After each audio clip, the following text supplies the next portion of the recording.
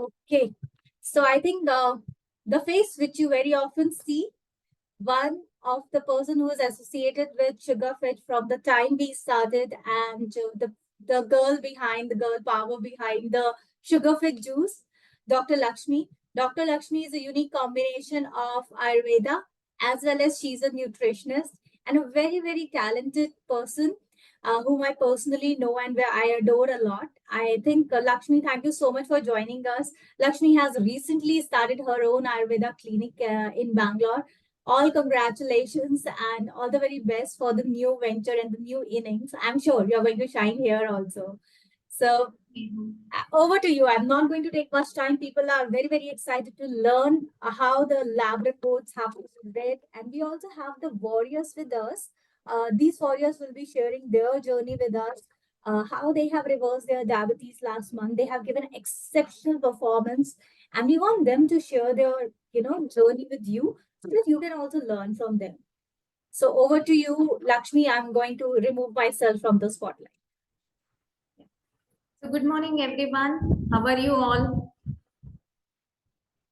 Yes. So how many of you have done your exercises or yoga or pranayama today? Any kind of exercises? You can drop a message in the chat. Anybody has done the pranayama today? Yes, Meenakshi ji has done pranayama. Very good. Very good. Yeah. So before we start with our session, can we all do a 2 minutes of maybe a 9 count of Nadi Shodha Pranayama? How many of you are aware about Nadi Shodha Pranayama? Yes. Can we all do? Can you all turn on your camera and do a nine count of Nadi Shodha Pranayama? Awesome. People are already in posture. Great. Great. So please sit comfortably. Those who can sit in floor, they can sit in Sukhasana position, the normal, they can fold your leg and sit. Otherwise, those who are on chair, please comfortably keep your spine erect. Okay. Left hand in Chin Mudra. Right hand Vishnu Mudra. Left hand Chin Mudra. Right hand Vishnu Mudra. Close your nice right nostril with thumb and the left with the finger ring. Vishnu Mudra, right hand. And I slowly tell you to take breathe. When you breathe in, you need to breathe in from the left always. Breathe out from the right always. And again, once you've done the breathe out, start with breathe in from the left, breathe out from the right. Always breathe in from the left, breathe out from the right. Okay, we'll just do 9 counts of pranayama so that we get energized energy and we can start with the session today. Let's start. Left hand in Chinna Mudra, right hand in Vishnu Mudra. Close your right nostril with thumb and left with the finger ring. Okay. Breathe in. Close your eyes. Keep your spine erect. Breathe in. Hold. Hold. And breathe out from the right nostril. Breathe in from the left nostril. Hold. Hold. Breathe out from the right nostril.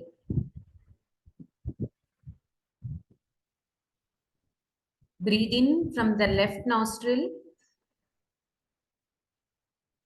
Keep your Chin Mudra hand on lap. Breathe out from the right nostril. The breathing should not be very forceful breathing. It should be a normal breathing that you do. The one who is sitting next to you should not your breathing sound. Breathe in from the left nostril. Hold. Breathe out from the right nostril. Breathe in and breathe out.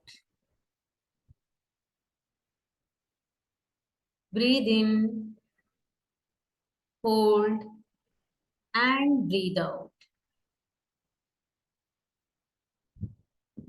Breathe in and breathe out.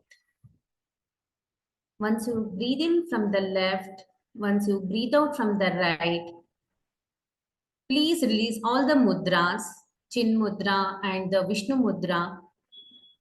Slowly open your eyes.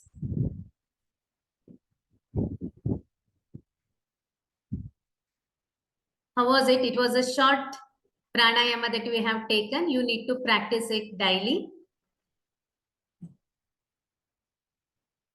Yes. Was it good? Energized? This will help in improving your blood circulation, helps in removing all your stress, anxiety, and anger, and your lungs get proper oxygen to your lungs. Whole your body gets proper blood supply. Just practice it with 9 count every day in the morning time. This can be practiced with everybody, whereas we have a restriction for Bastrika Pranayama, Kapalabhati Pranayama. There are high blood sugar levels, high blood pressure levels, those who cannot practice these kind of pranayama. But Nadi Shodha, we can practice. Everybody can practice, even kids can practice. Try to make this practice of doing Nadi Shodha pranayama just 2 minutes before you start your day. Okay, so let's start with the today's session. Today we are going to understand about how to identify our lab report. So we get our lab reports, right? We get the lab reports on our hand, and we always search for someone to identify the lab reports, whether it is correct or wrong, whether how to identify it, what are the normal range. If the values goes high, then what is the prevention that we need to take, when to meet the doctor. We'll be in always confusion. Yes, so we'll be in always confusion like how to read the lab reports. Today I'm going to take it in a very simple way where you can identify your lab reports and understand it in a better way. And of course, you have to meet the doctor once you got your lab reports. It is a mandatory that we need to visit the doctor once we have done the complete blood test. And also, I'm going to take certain specific tests that doctor has mentioned for you to get the test done. Those also I'm going to cover it today. Let me present my screen. Is my screen visible? Not yet, Lakshmi. Not it? It's blank. Now I can. Okay, fine. Yes. So when we go for the blood test, right? Just a second.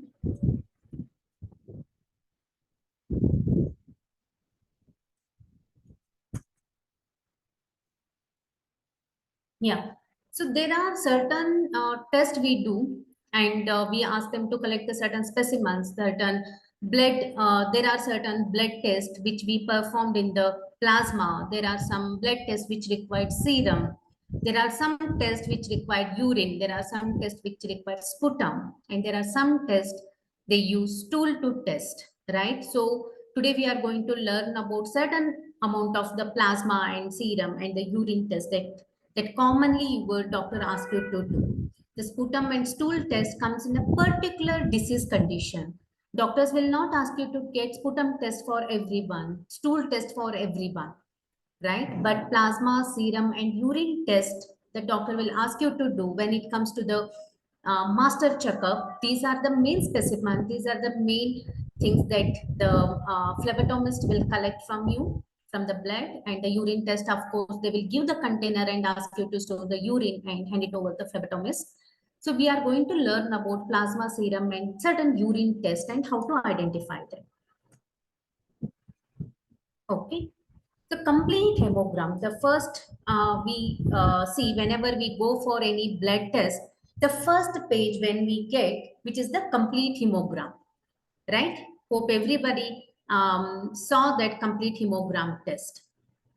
This is the blood test. This helps us to know about the overall health of a person. Also helps in finding wide range of conditions like anemia, infections, and leukemia condition.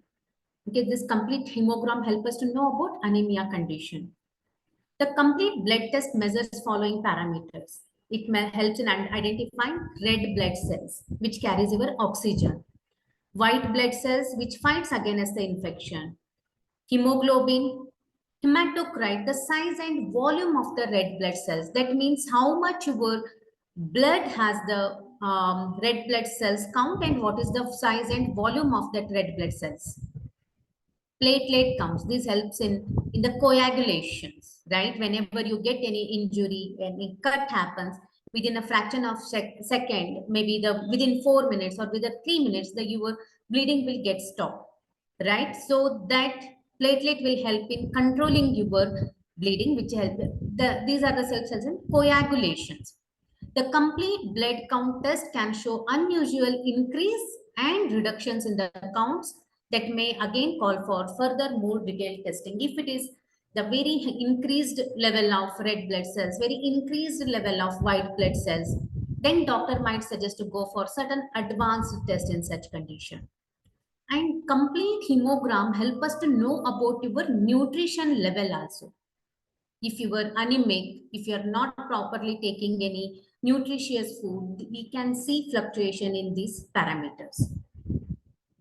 So necessary for the complete blood profile, helps on overall health, to diagnose some medical conditions like fatigue, weakness, tiredness, etc.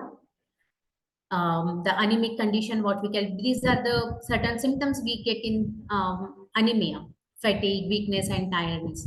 To evaluate medical treatments, the cells count may vary during the radiation therapy and the chemotherapy. These values like RBC count, differential counts might get varies when any person is undergoing for radiation therapy and the chemotherapy. Okay, so that time the doctors keep on checking the complete blood cells, the complete hemogram cells, they will keep on checking to identify whether the very low level of RBC cells, otherwise the platelets are affecting. Then they will ask for the blood transfusion. Differential count test signification is to identify the variation in the type of white blood cells. This helps us to know about the various infection going in body such as rheumatoid arthritis, rheumatic fever, gout, leukemia, and hematologic cancer, which is the blood cancer. These are the condition we might see the differential counts might get very along. Bacterial infection leads to vary in certain white blood cells. Viral infection leads to vary in certain white blood cells, and any sepsis indicates in variation of certain blood cells. So this is the reason we go with the complete blood cells count. Okay, so this is mandatory that you have to get it done once in 6 months or once in a year to identify your body, how it is helping, by how is the nutrition level in your body. To identify this, the complete hemogram is required. So these are the small one blood test I have given here. You can see that the hemoglobin is 13.1, whereas the range is 11.5 to 16 gram per dl. Total leukocyte count, it is 8.9, which is the WBC. 4.4 to 11 is the normal count. Hematocrit 39.9 and 40 to 52 is the normal level. So you can see that there is a slight reduction in the hematocrit. PCV, that means packed cell volume. Packed cell volume is the red blood cell volume. If the red blood cell volume is less, then oxygen carrying is less. If it is too much deficiency indicates that the anemic condition. Coming to red blood cell count, which is 4.99, 4 to 5.4 is the normal range. Means this is in the normal range. Mean corpuscular volume, MCV. What does this mean, corpuscular volume? Corpuscular means red blood cells. Mean corpuscular volume is how much your red blood cells are occupying the oxygen, iron. So that means the mean corpuscular volume. Mean corpuscular hemoglobin. Hemoglobin will always carry, RBCs always carries the hemoglobin. How much your red blood cells are having the hemoglobin attached to that. That indicates your mean corpuscular HB, hemoglobin, which is 26.3. If we compare with the mean corpuscular hemoglobin with the hemoglobin level, which is 13.1, so that's the reason the mean corpuscular hemoglobin is also within the range, which is 26.3. Next comes mean corpuscular hemoglobin concentration. The concentration of hemoglobin in the red blood cells, whether it is the concentrated, whether it is low, that also we can identify by the complete hemogram. If it is very, very low, means which is sometimes it is 29, 30, that indicates the anemic condition. 32.9 is just the borderline. By increasing your iron rich food, we can bring this to the normal range. RDWCV, red blood cells density, we indicates. Okay, density means again the concentration of the red blood cell. Standard deviation, red blood cell width standard deviation, which is 39.40. So all these are indicates your anemic condition in a body, your nutrition levels in the body. So whenever you see these parameters are low, whenever you see these parameters are increasing, that means your nutrition is not proper. Okay, so that's the reason you need to always work on this complete hemogram. Next comes to our differential leukocytes count. As I told, leukocyte is nothing but the WBC, white blood cells. Neutrophils, there are 5 kind of WBC, which is the neutrophils, lymphocytes, monocytes, eosinophils, and basophils. Any variations in this WBC cells, WBC, indicates your infection in the body. Any sepsis, bacterial infection, or any viral infection indicates your lowering or increasing of your differential counts. 66.5 is the normal range, 25 is the normal range, 5.2 is the normal range, 2.7 and 0.5. When these parameter increases, that means your immunity is low and infection is high.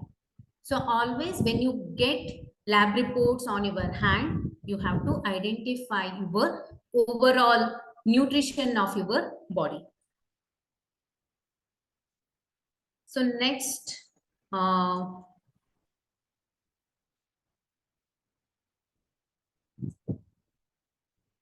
hope it is clear. So till now, just a second.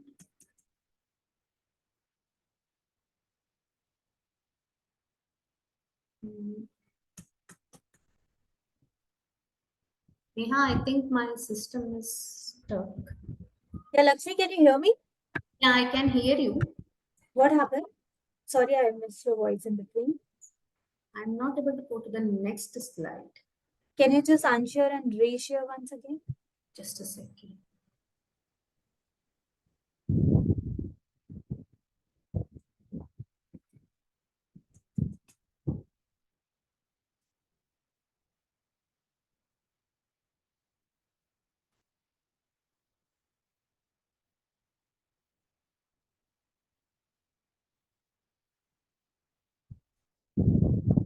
I'm so sorry. Just a second. Shall I share? Yes.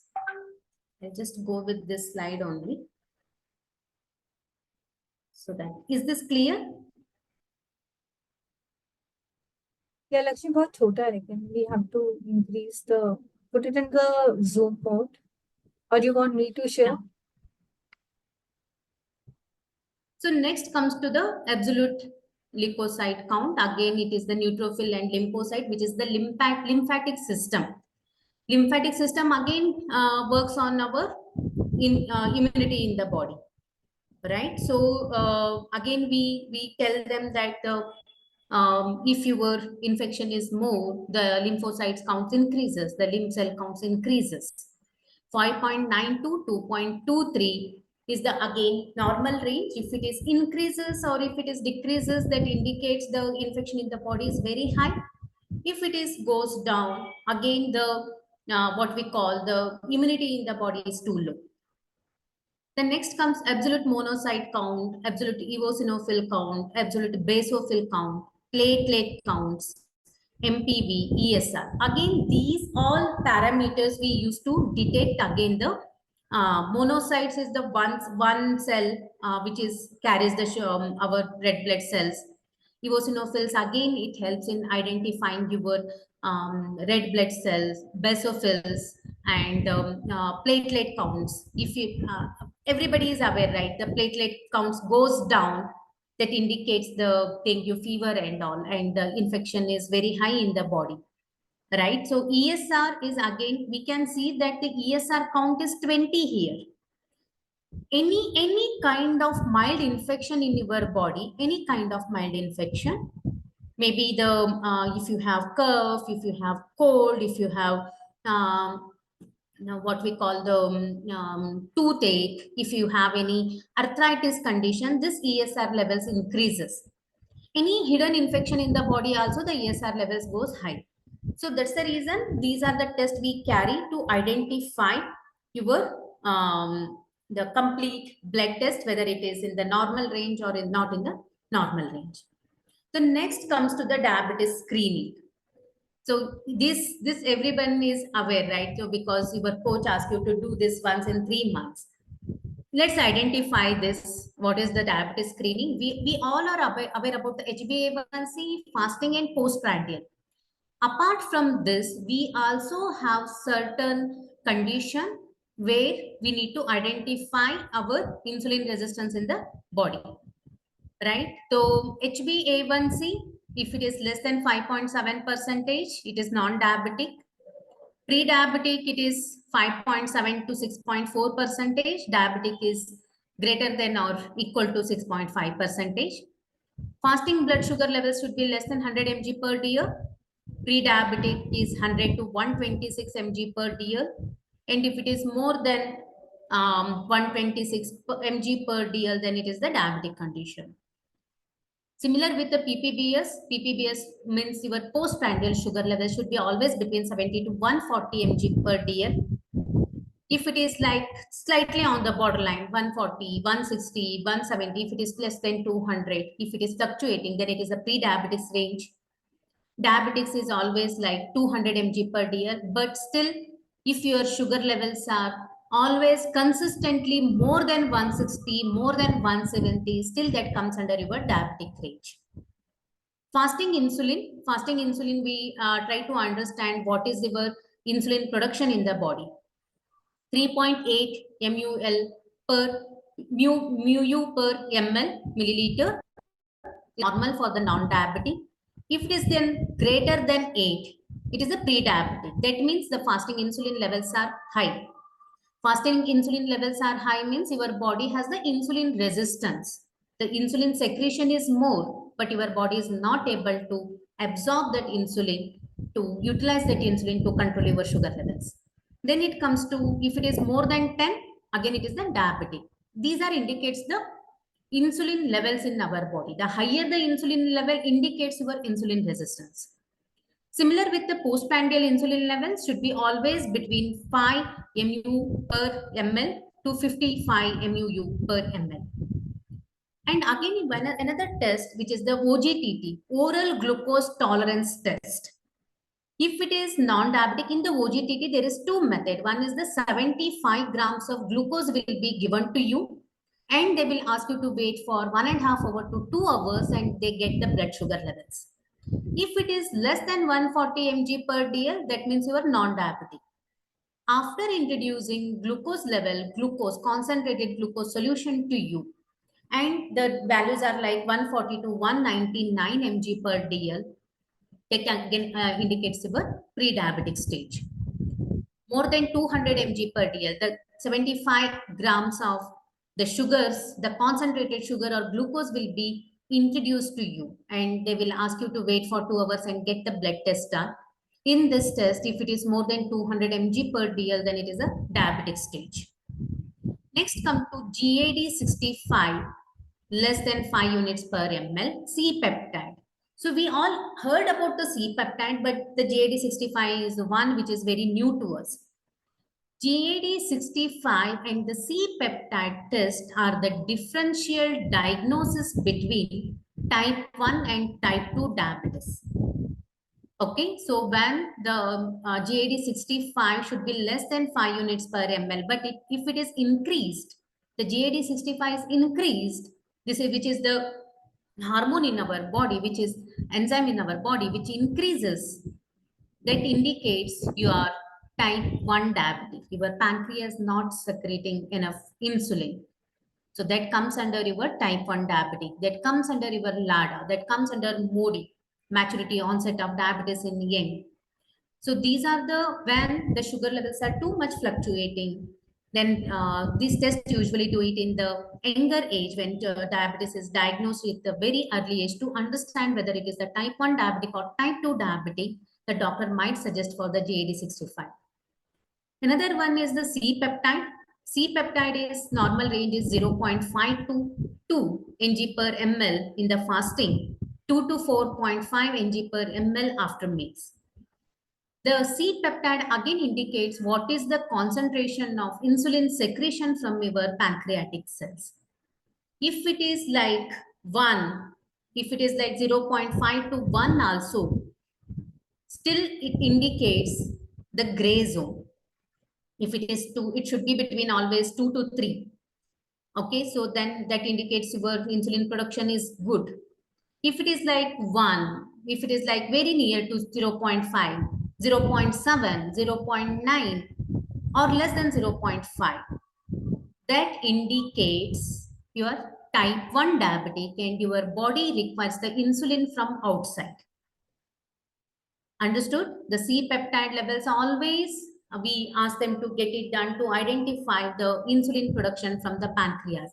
This can be done in the type 1 diabetic, even type 2 diabetics also, where sugar levels are consistently high and the medicines are consistently high, increasing stage. And that time, the doctor might ask you to go with the C-peptide test. So this is about the C-peptide diabetes screening.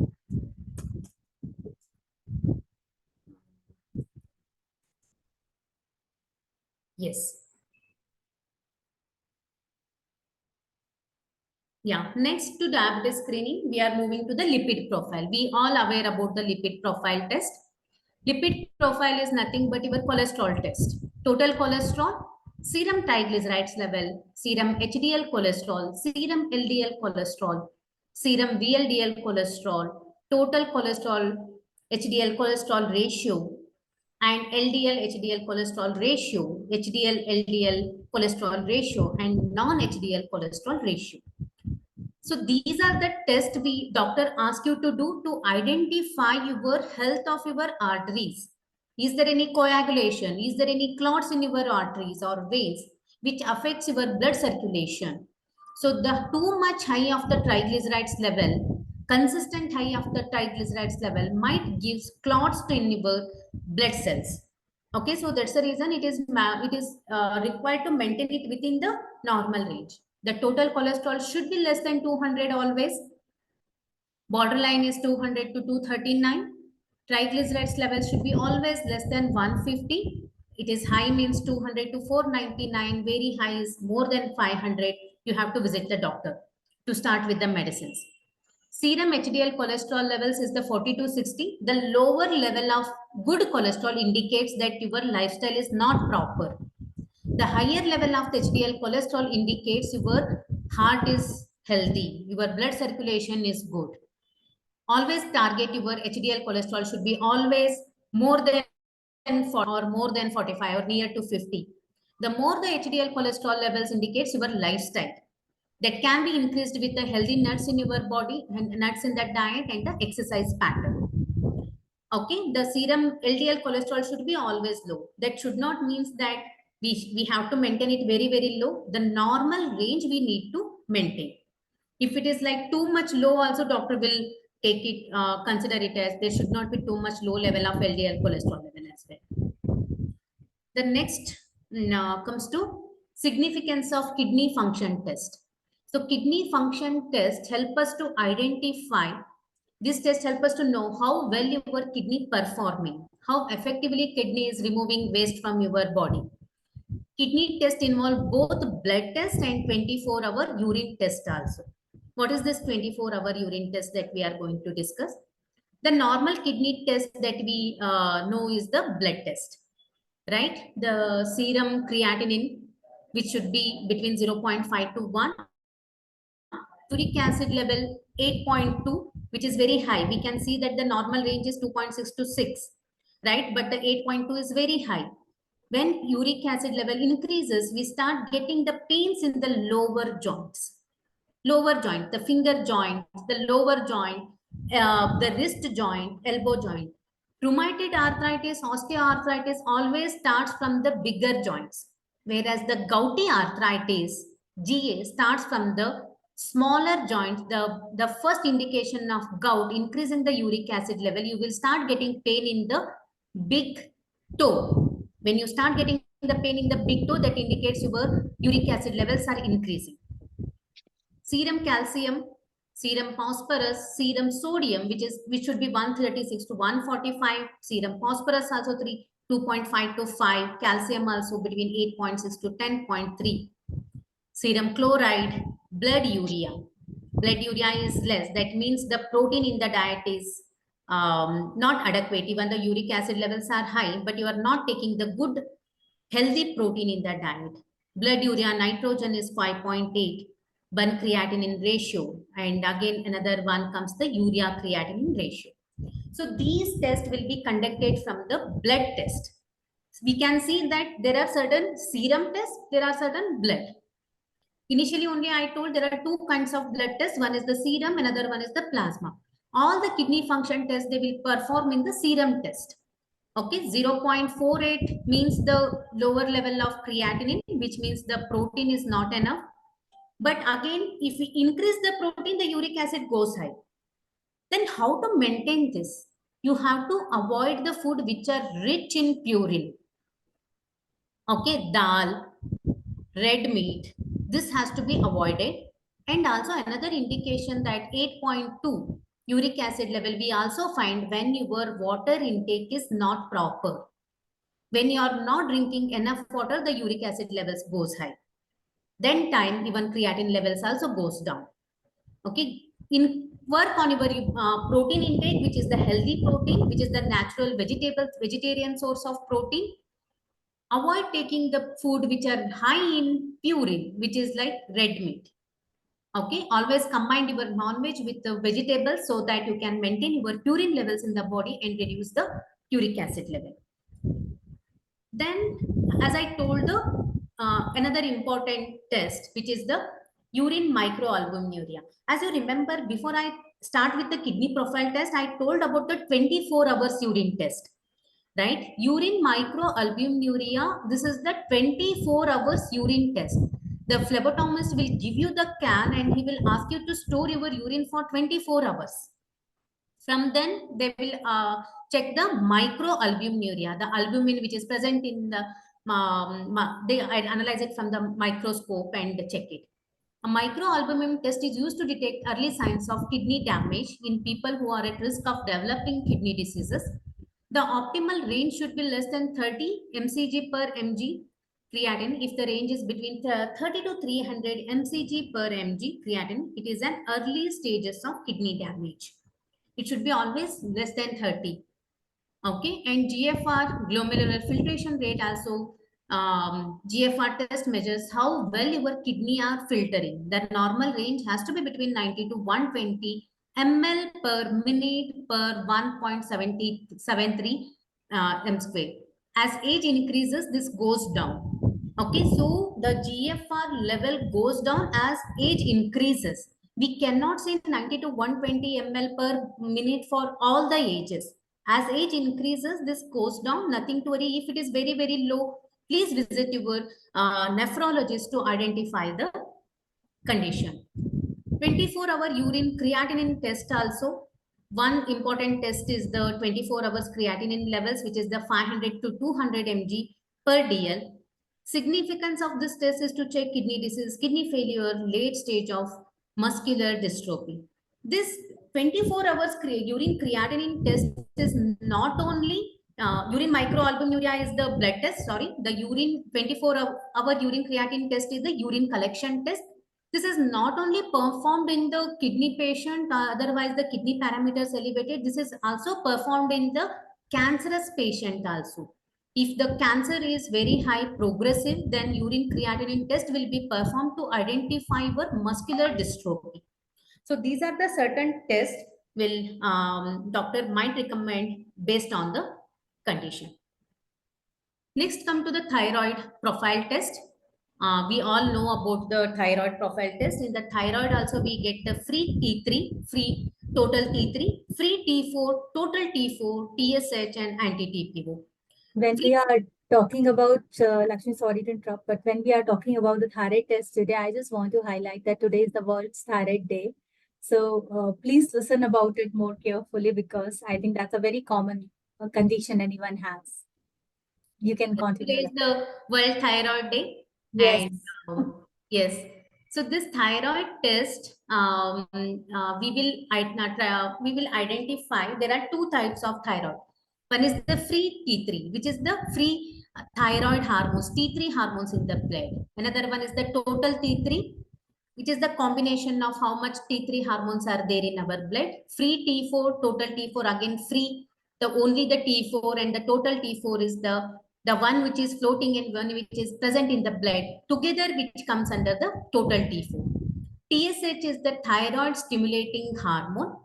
Anti-TPO is the anti-TPO is exactly like to diagnose your thyroid. How we have the HbA1c. The similar one anti-TPO is helping diagnosing of your total whether you are really thyroid condition you have, otherwise your thyroid parameters are increasing because of the infection in the body. To identify that, anti-TPO will be performed. So free T3 should be between 2 to 7. Total T3 0.97 to 1.80 ng per ml. Free T4 12 to 20 pmol per L. Total T4 5.53 to 14 μg per dl. TSH 0.46 to 4.68 μg per dl. Anti-TPO is less than 34 international unit per ml. And again, there are the hypo and hyper. Hope everybody is aware about the hypo and hyper, right? So hypo and hyper, the test always confusing. If your TSH level is less than 0.46, then it is hyperthyroidism. That means your T3 and T4 will be in the higher range. When your TSH is high, more than 5, more than 6, more than 7, then it comes under hypo. So we always get confused. Hypo means low, hyper means high, right? But it is exactly opposite in the TSH. When TSH goes down less than 0.46, then it comes under hyperthyroidism. Because why it is hyper means the T3, T4 hormones increases. That's the reason we call it as the hyperthyroidism. When it is 4.68, the TSH increases, then automatically the T3, T4 goes down and comes under the hypothyroidism, which we call it as the negative mechanism. When T3, T4 increases, the TSH automatically reduces, the pituitary gland automatically reduces the thyroid stimulating hormone to control the T3 and T4 in the blood. When T3, T4 reduces, then thyroid stimulating hormone increases to maintain the T3, T4 levels in the body. So that is the difference between hypo and hyper. Anything low levels also we need to visit the endocrinologist. Anything high values also we need to visit the endocrinologist. The next is the significance of anti-TPO antibodies. Thyroid peroxidase is an enzyme found in the thyroid gland. This enzyme plays an important role in the production of the thyroid hormone. TPO test detected an antibody against TPO and also cause for the diseases. Any infection, any mild infection, if thyroids are increasing, then this antibody test will be recommended to identify actually you are a thyroid, otherwise the thyroid increased because of certain other other health conditions that we have.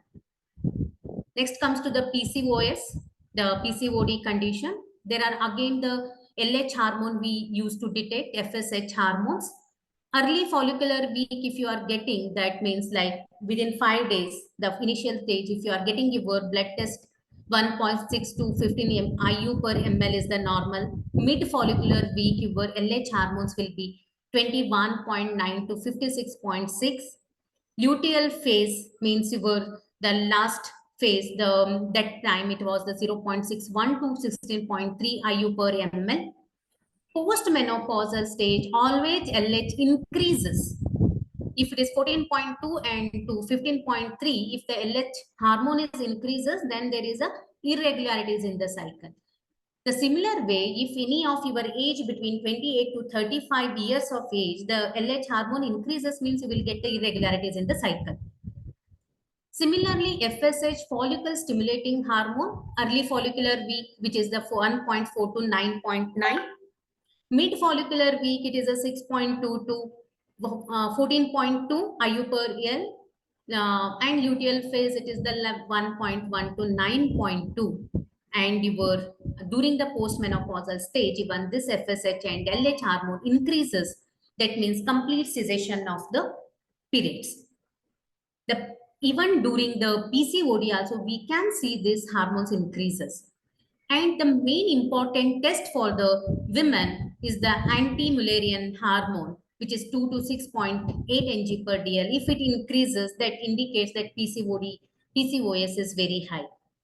Testosterone, we always think that testosterone will not be present in women body, right? But testosterone also present in the women body. The range of testosterone hormone is 15 to 70 ng per dl. The testosterones are required for the women to proper maintenance of your other sex hormones, which is the LH and FSH hormone.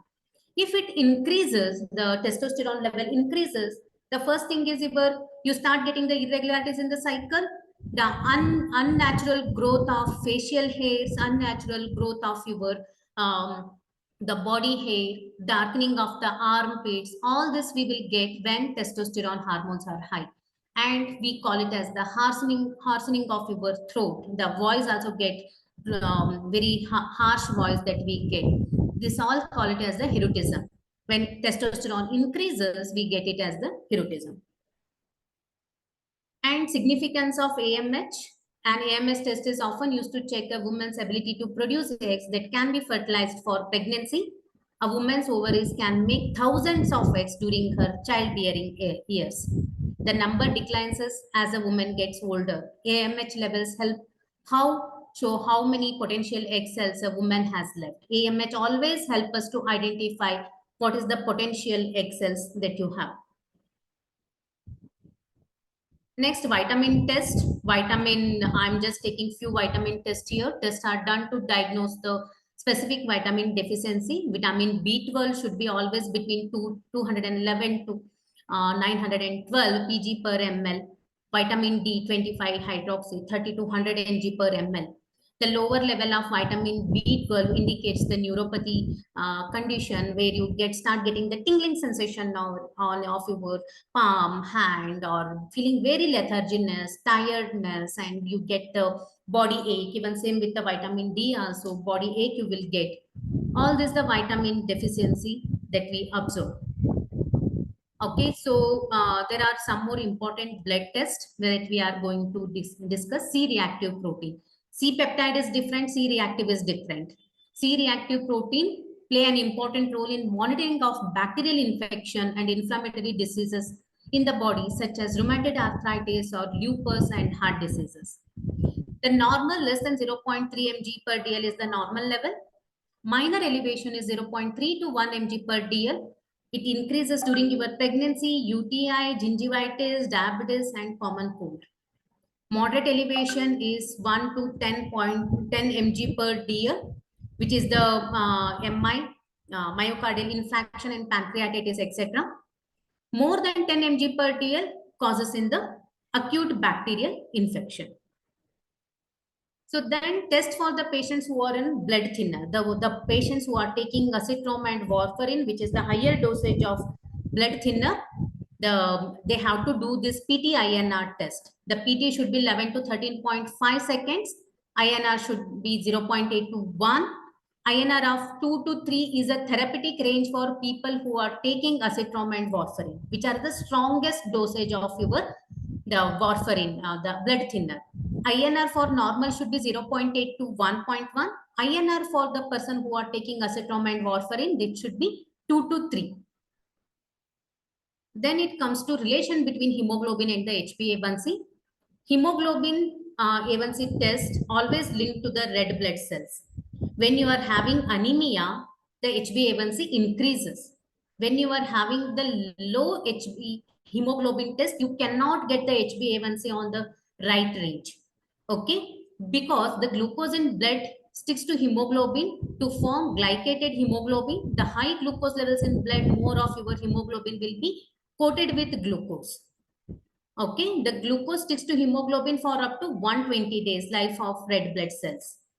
The HbA1c test measures the average glucose level for the past 3 months. If HbA1c hemoglobin goes down, the HbA1c we cannot correlate whether it is the correct or wrong.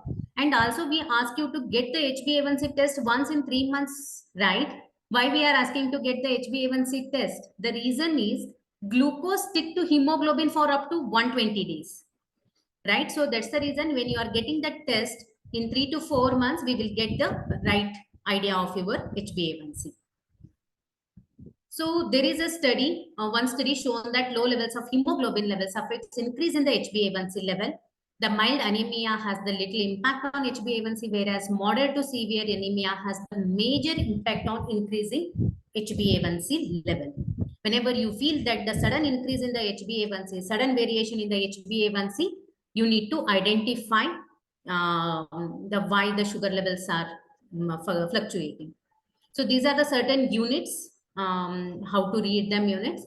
And next we always get the question like yesterday, कल ही मैंने HbA1c एक lab से करवाया, it was 6.3, and today I have done the test from your lab and the sugar levels were 7. Yesterday it was 7 and today it is 6.3. Why do the blood test vary from lab to lab? This is more common that blood test results vary from time to time and lab to lab. The reason is time of sample collection, hydration level and the diet, sample collection and handling and storage. Results may become less accurate the longer the sample spend a time waiting between collection and the analysis. Handling error, placing the sample at wrong container or storing it at wrong temperature. Difference of procedure between lab to lab, calibration and normalization. These are the certain points where the lab test vary from lab to lab. The collection time, testing time, the temperature and the hydration levels in the body. Less accurate sample spend time waiting between collection and the analysis, handling error. These are the certain point where we get the HbA1c vary. HbA, not only HbA1c, all the parameters vary from lab to lab. Okay, do not compare the blood test from one lab to another lab. If you want to get the retest, please wait for 1 more month and get it done. Then only it will help. So this is about the complete understanding of your blood test. Thank you so much for listening it very patiently, and hope this is easy to Lakshmi. understand. Thanks a lot, Lakshmi. I think it was very, very insightful. So much of learning, and I intentionally did this session today because it was the World Thyroid Day. But more than the World Thyroid Day, we have to understand how to read the labels first because that's something we all lack. So I think that was a very much needed session for today, and hope you have learned something new. We will take up the questions at the end. We have to take up the Arna. So there are a lot of users who have joined us to share their journey. And whatever the questions are there, we will definitely take up at the end. We will also provide you the recording of this session, which Lakshmi has conducted, so that you can